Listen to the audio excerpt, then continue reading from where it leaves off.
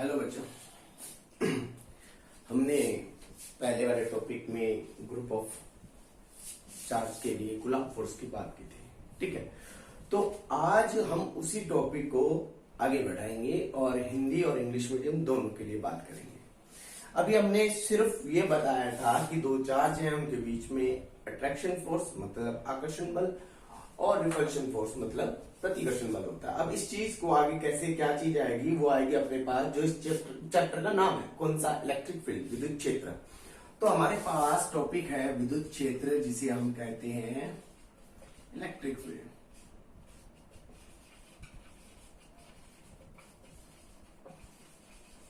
इसकी बात कैसे करेंगे वो देखो। कहता कि किसी सोर्स चार्ज, मान लो हमारे पास एक स्रोत आवेश है, सोर्स चार्ज बोलते हैं, मान लो पॉजिटिव है। अब इसके चारों ओर का वो क्षेत्र मतलब इसके अराउंड जो भी एरिया है उसमें अगर हम कोई और एक्स्ट्रा चार्ज लेके आते हैं, मान लो कोई टेस्ट चार्ज लेके आ रही है, टेस्ट चार्ज मतलब परीक्षण आवेश, वो हमने क्या लिया, क्यू नॉट। तो कहता कि अगर हम किसी सोर्स चार्ज के स्रोत आवेश के चारों ओर कोई और चार्ज लेके आते हैं और वो चार्ज क्या करे, अट्रैक्शन या रिपल्शन, आकर्षण या प्रतिकर्षण बल का अनुभव करे, तो उस स्थिति में वो क्षेत्र क्या कहलाएगा, इस वाले स्रोत आवेश मतलब सोर्स चार्ज का इलेक्ट्रिक फील्ड, विद्युत क्षेत्र कहलाएगा। दोबारा बोलता हूं, ध्यान से सुनना।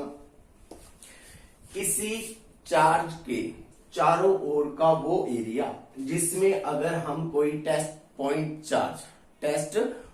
चार्ज लेके आते हैं और वो चार्ज जो है वो क्या करे, अट्रैक्शन फोर्स मतलब आकर्षण बल, रिपल्शन मतलब प्रतिकर्षण बल का अनुभव फील करे उसको, तो उस कंडीशन में वो एरिया क्या होगा, इस सोर्स चार्ज का इलेक्ट्रिक फील्ड होगा। क्या होगा, विद्युत क्षेत्र होगा, ठीक है।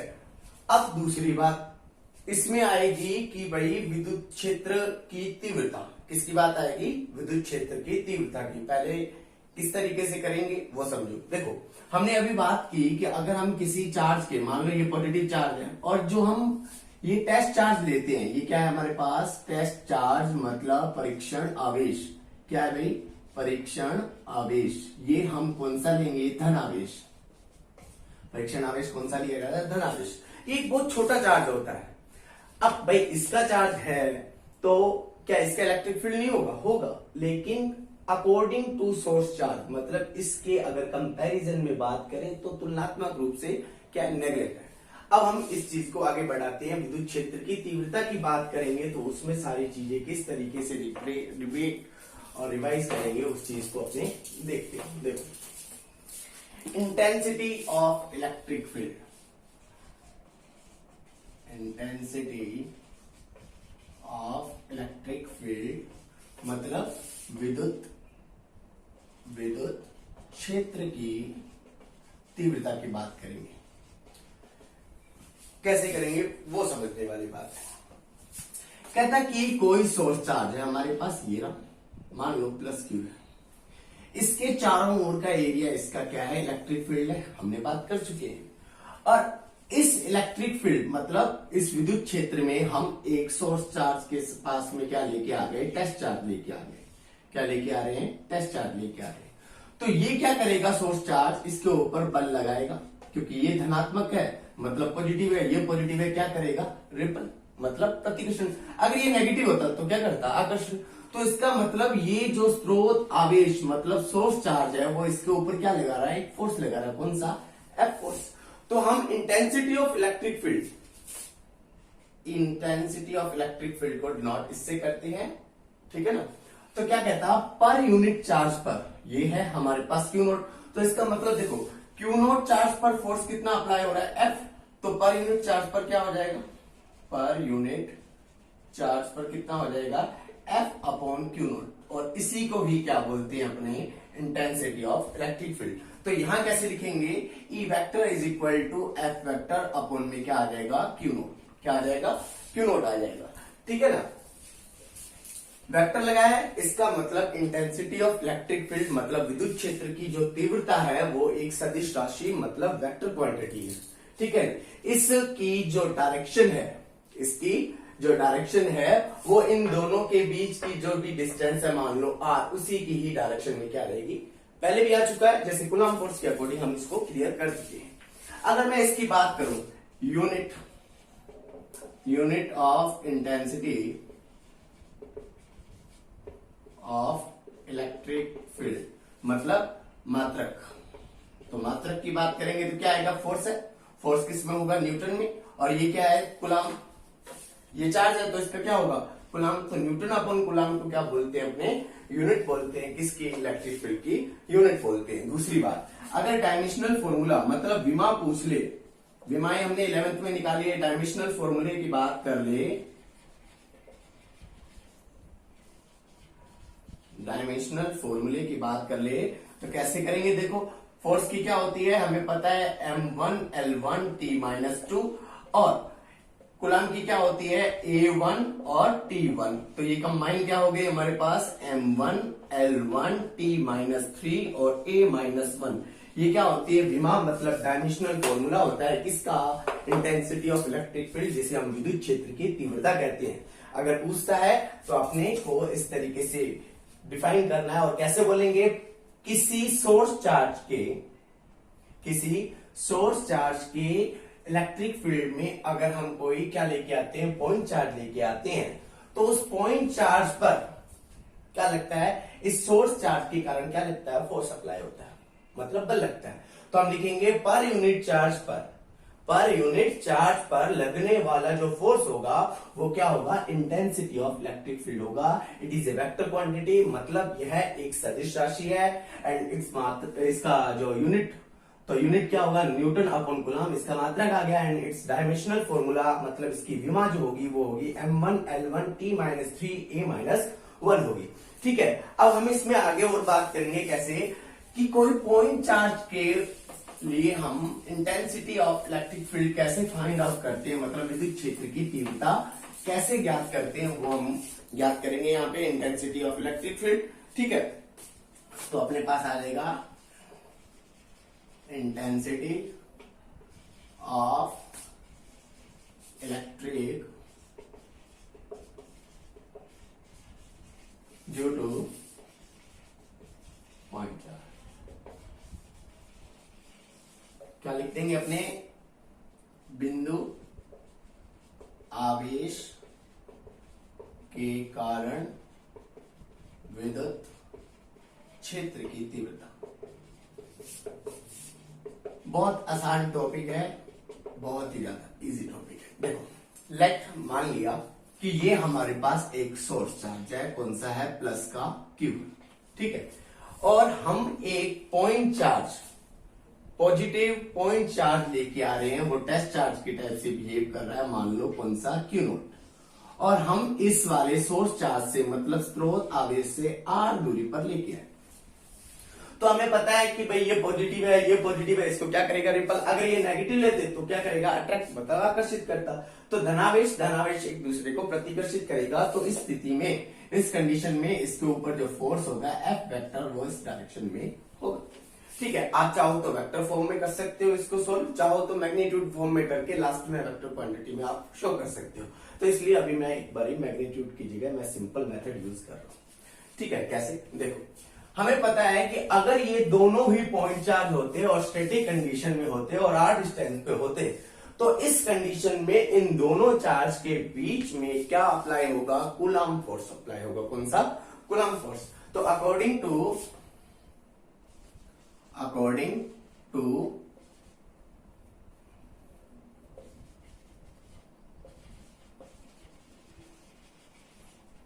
कूलम्ब के नियम से, तो कूलम्ब का नियम क्या कहता है, दो चार्ज के बीच में लगने वाला force F is equal to 1/4πε0। यहाँ पे क्या हो जाएगा, क्यू नॉट, और अपन में क्या हो जाएगा, r² हो जाएगा। ठीक है, मतलब कूलम्ब ने क्या कहा कि दो स्टैटिक पॉइंट चार्ज के बीच में, दो स्थिर विद्युत आवेश के बीच में लगने वाला कूलम्ब फोर्स जो होगा वो दोनों चार्ज के इस वाली वैल्यू के इक्वल होगा। ठीक है, अगर पर हमें क्या निकालना है, विद्युत क्षेत्र की तीव्रता। अभी हमने पढ़ा था कि विद्युत क्षेत्र की तीव्रता, इंटेंसिटी ऑफ इलेक्ट्रिक फील्ड जो होता है वो होता है E is equal to F upon Q not, मतलब पर यूनिट चार्ज पर लगने वाला फोर्स। अब ये एफ की वैल्यू अगर हम यहां पुट कर दें तो उस कंडीशन में हमारे पास क्या हो जाएगा, E इज इक्वल टू क्या हो जाएगा 1/4 pi epsilon not Q not upon R square और अपॉन में क्या हो जाएगा क्यू नॉट। क्या किया, एफ की वैल्यू ये वाली यहां पुट कर दी, क्यू नॉट से क्यू नॉट क्या हो जाएगा कैंसिल, क्या बच गया हमारे पास, देखो E is equal to 1/4 pi epsilon not Q upon R square. एक चीज आपने नोटिस की होगी कि यहाँ पे मैंने एप्सिलॉन नोट लिया है, इसका मतलब हम जो भी बात करते हैं स्टार्टिंग की वो हम किसके लिए करते हैं, वैक्यूम ऑब्लिक एयर, मतलब निर्वात और हम हवा के लिए बात करते हैं, हमेशा किसके लिए बात करते हैं। और फिर हमारे पास अनदर मीडियम कोई अन्य माध्यम आ जाता है, ये हमारे पास हो गया। और 1/4 पाई एप्सिलॉन नॉट को हम के भी डिनोट करते हैं, तो हम इसको ऐसे लिख सकते हैं, हम मैक्सिमम यही यूज करेंगे जो अब मैं लिख रहा हूं, के क्यू अपॉन आर स्क्वायर, ठीक है, के क्यू अपॉन आर स्क्वायर। यहां चीज क्या क्लियर हो रही है कि इंटेंसिटी ऑफ इलेक्ट्रिक फील्ड मतलब विद्युत क्षेत्र की तीव्रता जो है वो किस पर डिनोट कर रही है, क्यू पर। अब इसमें क्यू कौन है, ये वाला, तो इसका मतलब यहाँ पे ये क्लियर हो रहा है कि इंटेंसिटी ऑफ इलेक्ट्रिक फील्ड एक तो किस पे डिनोट किस पे डिपेंड करता है, एक तो डिपेंड करता है सोर्स चार्ज पर मतलब स्रोत आवेश पर, दूसरा आर स्क्वायर मतलब एक चीज याद होगा कि मैंने पहले भी बताया था ये इनवर्स लो होता है, व्युत्क्रम नियम। वो क्या होता है, स्क्वायर इनवर्स लो, वर्ग व्युत्क्रम नियम। होता क्या है कि भाई अगर आर की वैल्यू इंक्रीज होगी मतलब दोनों के बीच का डिस्टेंस इंक्रीज होगा, बढ़ेगा, तो उस कंडीशन में ई का वैल्यू डिक्रीज मतलब कम हो जाएगा। अगर आर का वैल्यू हम डिक्रीज करेंगे मतलब कम करेंगे तो ई का वैल्यू क्या हो जाएगा, इंक्रीज हो जाएगा, ठीक है। तो अगर मैं वेक्टर फॉर्म में यहां से पहले डिनोट करूं फिर इसको करूं तो वेक्टर फॉर्म में क्या आ जाएगा, वेक्टर फॉर्म क्या आ जाएगा, E vector is equal to 1/4 pi epsilon not and Q by are square dot R cap. Another अगर अपने लिखना चाहें तो कैसे लिखेंगे, K Q by are square dot R cap. ये वैल्यू जो है वो तो मैग्नीट्यूड मतलब परिमाण को बताती है और आर कैप किसको बताता है, डायरेक्शन को। और ये मैंने स्टार्टिंग में ही कहा था, इंटेंसिटी ऑफ इलेक्ट्रिक फील्ड की जो डायरेक्शन है, क्योंकि वेक्टर क्वांटिटी है तो डायरेक्शन किसके अकॉर्डिंग होगी, जो भी इन दोनों के बीच का डिस्टेंस होगा उसी के अकॉर्डिंग होगी। और आप इसका स्क्रीनशॉट ले लीजिए, फिर हम थोड़ी सी और आगे बात करते हैं। हाँ, अगर सोर्स चार्ज नेगेटिव हो तो यहां पे हमारे पास इफेक्ट पड़ेगा, यहां पे नहीं पड़ेगा, क्योंकि मैग्नीट्यूड में तो हम क्या लेते हैं, मतलब परिमाण में हम ना तो माइनस साइन यूज करते हैं ना प्लस को डिनोट करते हैं। लेकिन अगर हम वेक्टर फॉर्म में डिनोट कर रहे हो तो अगर सोर्स चार्ज क्या हो, स्रोत आवेश, जिसे अपने क्या कहते हैं, स्रोत आवेश, सोर्स चार्ज जो है क्या हो, नेगेटिव हो, तो नेगेटिव हो तो E vector is equal to k Q by are square, but direction में माइनस आर कैप हो जाएगा, क्योंकि अट्रैक्शन फोर्स होने के कारण डायरेक्शन इधर प्लस के एक्स, इधर माइनस के एक्स हो जाएगी। अब इस चीज को और अपने करते हैं, थोड़ा सा वापस कह रहा हूं कि स्क्रीनशॉट ले लो, फिर हम आगे करेंगे, ठीक है ना। फिर हमें ये भी बताएंगे इनवर्स स्क्वायर लो है तो इसको कैसे अपने डिनोट कर सकते हैं। रफ कर रहा हूं मैं इसको इधर से ताकि आपको पता लगे आगे क्या करना है। इसी में देखो, यहां अगर आपने बात की तो हमें पता लग रहा है कि E डायरेक्टली प्रोपोर्शनल तो है Q के, बट यहां जो सबसे मेन बात है E इनवर्सली प्रोपोर्शनल मतलब बीच की दूरी के वर्ग के व्युत्क्रमानुपाती, इसे क्या बोलते हैं, स्क्वायर इनवर्स लो या वर्ग व्युत्क्रम नियम बोलते हैं। इसका मतलब क्या होगा, अगर बीच का डिस्टेंस इंक्रीज होगा E और अगर अपने R में ग्राफ ले तो कैसे मिलेगा हमें, ये कर्व मिलेगा। यहाँ देखो R का वैल्यू इंक्रीज हो रहा है, E का वैल्यू डिक्रीज हो रहा है, इधर R कम हो रहा है तो E का वैल्यू बढ़ रहा है। ये हम पहले भी पढ़ चुके हैं, 11th में मैंने आपको कई बार बताया क्लास में। अब यहाँ पे अगर बात करें, अगर 1/r² के बीच में अगर ग्राफ लें E एंड 1/r² के लिए तो हमारे पास एक स्ट्रेट लाइन, क्योंकि हम इस कंडीशन में 1/r² बोलेंगे तब हमें डायरेक्टली बोलना पड़ेगा, मतलब समानुपाती वाला शब्द उपयोग करना पड़ेगा। इनवर्सली था तो आप मेनली ये याद रखो, इसको आपको याद करने की कोई इतनी जरूरत नहीं है। अब हम बात करेंगे, ये तो बात थी हमारे लिए किसकी, वैक्यूम या एयर, निर्वात या हवा के लिए थी। तब हमने क्या लिया है, यहाँ पे एप्सिलॉन नॉट लिया है, ठीक है। अगर अनदर मीडियम आ जाए, क्या आ जाए, फॉर अनदर मीडियम, अन्य माध्यम के लिए, किसके लिए, अन्य माध्यम के लिए। थोड़ा सा मैं पीछे वाले लेक्चर वाला भी यूज करूंगा, जहां मैंने आपके लिए स्पेशल लेक्चर दिया था। उसमें कहा था कि डाइलेक्ट्रिक कांस्टेंट जिसे हम परावैद्युतांक कहते हैं, उसका एक मैं लास्ट वाला आंसर वाला डेफिनेशन यूज करूंगा, ताकि आपको, और ये याद भी रखना, बहुत जगह यूज होगा। अब देखो अनदर मीडियम, अब वो गैस है, एयर है, कुछ भी है, उससे हमें मतलब नहीं है। हमें कैसे करना है वो समझो। देखो ई मीडियम कोई अन्य माध्यम के लिए 1/4 पाई एप्सिलॉन, क्या लिखा है एप्सिलॉन। एप्सिलॉन नॉट तो कहां यूज होता है, वैक्यूम के लिए। एप्सिलॉन किसके लिए होता है, अनदर मीडियम के लिए। यहां लिखेंगे Q/r²। मैग्नीट्यूड में ले रहा हूं, मतलब परिमाण में ले रहा हूं। अगर वेक्टर लगाता तो मुझे यहाँ पे आर कैप डिनोट करना पड़ता, उससे हमारे लिए कोई इतना ऐसे नहीं है कि हम डिनोट नहीं कर सकते, कर सकते हैं, कोई टफ नहीं है ये चीज। अब देखो, सिंस वी नो दैट, हम जानते हैं, क्या जानते हैं भाई, हमने पढ़ा था एप्सिलॉन आर आपेक्षिक विद्युतशीलता, रिलेटिव परमिटिविटी क्या होता है, एप्सिलॉन अपॉन एप्सिलॉन नॉट होता है, पढ़ा था हमने। तो यहां से हमारे पास एप्सिलॉन का वैल्यू क्या आ सकता है, epsilon not into epsilon R. इसका मतलब ये वैल्यू हम यहां पुट कर सकते हैं। अब पुट करेंगे तो देखो क्या बना हमारे पास, ई अनदर मीडियम के लिए, किसी अन्य माध्यम के लिए 1/4 पाई एप्सिलॉन की जगह epsilon not epsilon R into Q by क्या हो जाएगा, r² हो जाएगा। Is that clear. अब देखो अगर हम बात करें यहां पे